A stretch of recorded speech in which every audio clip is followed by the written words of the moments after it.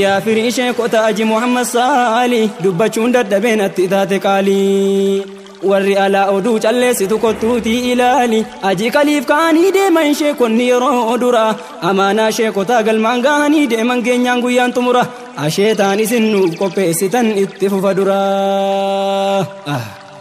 aji Muhammad Saalii kan koo yaa abbaa dawaa koo kan naaf ta'uu taa'u boruu shafaa koo narraa dhagahame kunoo seenaa sheekotaa seenicha ilaale ruuhin na dheebota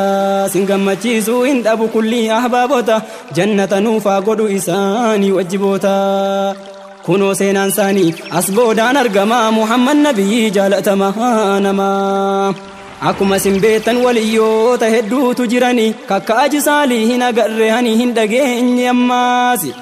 kan dhibamaa hunda achi wallaananii mooraan mashaayikota ogguusaan deemanii hedduu namaan ta'u akka yeroo isaan jiranii garuu kan Haji Saalii nan ajaa'ibeanii ammas milkiidhuma akka waan isaan jiranii kaayatanii deeman isaan osoo hin deeminii kanumaaf itti fufe ilmoon leencaa leencumaa Muhammad nabiyyi jaalatamaa namaa leenci ani baanu